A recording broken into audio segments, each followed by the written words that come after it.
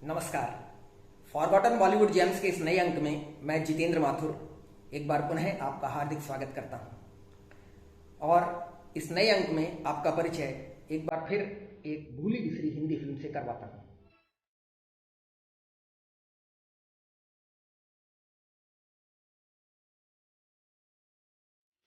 इस भूली बिसरी हिंदी फिल्म का नाम है रिश्ता कागज का, जो सन 1983 में प्रदर्शित हुई थी।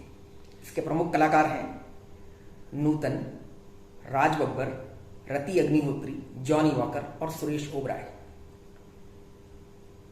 रिश्ते खून के होते हैं, इंसानियत के भी होते हैं, मोहब्बत के भी होते हैं, लेकिन कुछ रिश्ते कागजों से भी बनते हैं, यानी कानूनी आधार पर बनते हैं। अगर कोई माँ या बाप या माँ बाप किसी बच्चे को गोद लेते हैं तो गोद लेने का एक दस्तावेज बनता है जिससे वे लोग उस बच्चे के माता पिता बनते हैं और वह बच्चा उनकी संतान कहलाता है। उन लोगों के अगर कोई और बच्चे हों तो वह गोद लिया हुआ बच्चा उनका भाई या बहन बन जाता है। पति पत्नी का रिश्ता ऐसा ही होता है। जो सिविल मैरिज होती है उनमें एक शादी का प्रमाण पत्र बनता है जिससे पुरुष पति और महिला पत्नी बनती है और यह रिश्ता जीवन भर का होता है। रिश्ते कागज से बनते हैं, लेकिन क्या कागज से रिश्ते तोड़े भी जा सकते हैं? कहने को तो कहा जा सकता है, हाँ, जब शादी कागज से बन सकती है तो एक दूसरे कागज से टूट भी सकती है। जब एक कागज से कोई बच्चा किसी की औलाद बन सकता है तो दूसरे कागज से, जो कि बेदखल करने वाला हो सकता है, उसे उसके संतान के अधिकार से वंचित भी किया जा सकता है। लेकिन रिश्ते कागज से बन सकते हैं, लेकिन कागज से पूरी तरह नहीं टूट सकते।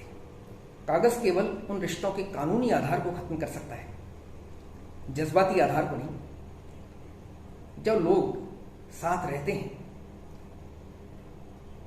तो उनके बीच कई तरह के व्यवहार होते हैं। कुछ खट्टी मीठी बातें होती हैं, कुछ मधुर अनुभव होते हैं, कुछ कटु अनुभव होते हैं, लेकिन यादें बन जाती हैं और वो यादें जिंदगी भर साथ रहती हैं। सच पूछिए तो जिंदगी यादों के अलावा और है ही क्या। यादों का एक खजाना ही तो है जिंदगी, और इस खजाने को किसी भी कागज से खत्म नहीं किया जा सकता। एक ऐसी ही जज्बाती कहानी पेश की गई है इस फिल्म में जिसका नाम ही है रिश्ता कागज का। यह कागज का रिश्ता बनता है एक गोद ली हुई लड़की, जिसकी भूमिका नूतन ने निभाई है, और उस परिवार के बीच जिसके मुखिया हैं गजानन जागीरदार और उनके दो बेटे हैं। दोनों बेटे नूतन के भाई बन जाते हैं, लेकिन कुछ ऐसा होता है कि पिता भी नहीं रहते और बड़े भाई की भी एक दुर्घटना में मृत्यु हो जाती है। अब जो छोटा भाई रह गया है, मास्टर राजू, वो अपनी बड़ी बहन की, अपनी दीदी की आंख का तारा बन जाता है। दीदी के हर सांस बस उसी के लिए है। नूतन को प्रेम है सुरेश ओबराय से, जो कि एक डॉक्टर हैं और उसी अस्पताल में नूतन नर्स हैं। लेकिन सुरेश ओबराय की माताजी को नूतन के साथ उनके इस रिश्ते पर ऐतराज है। इसलिए जब सुरेश ओबराय ऊंची शिक्षा प्राप्त करने के लिए स्कॉलरशिप लेकर विदेश चले जाते हैं तो पीछे से उनकी माता नूतन को मजबूर कर देती है, एक संयोग के कारण, कि वे उनके बेटे की जिंदगी से दूर चले जाएं। और जब सुरेश ओबराय लौटते हैं तो उनकी माता उन्हें बता देती है कि नूतन का देहांत हो चुका है और उनकी शादी किसी और से करवा देती है। नूतन अब और भी ज़्यादा अपने छोटे भाई से लगाव रखने लगती है, उसे पाल पोस कर बड़ा करती हैं और वो बनता है राज बब्बर। अब वो जवान हो गया है तो उसकी ज़िंदगी में एक नायिका भी आती है, रति अग्निहोत्री, वे भी धनी परिवार की। लेकिन जैसा कि आमतौर पर होता है, बड़ी अविवाहित ननद और नवविवाहिता भाभी के बीच रिश्ते सामान्य नहीं रह पाते। आखिरकार नूतन को अपने भाई से अलग होना पड़ता है। लेकिन ये अलगाव केवल भौतिक है, जज्बाती कैसे हो सकता है, भावनात्मक कैसे हो सकता है। आगे चलकर नूतन की जिंदगी में सुरेश ओबराय पुनः आते हैं और तभी नूतन को कुछ ऐसा पता लगता है कि अब उनकी जिंदगी ज्यादा नहीं बची है। इधर उनका भाई सुरेश ओबराय के साथ उनके रिश्ते की चर्चा को सुनकर उन्हें गलत समझने लगता है।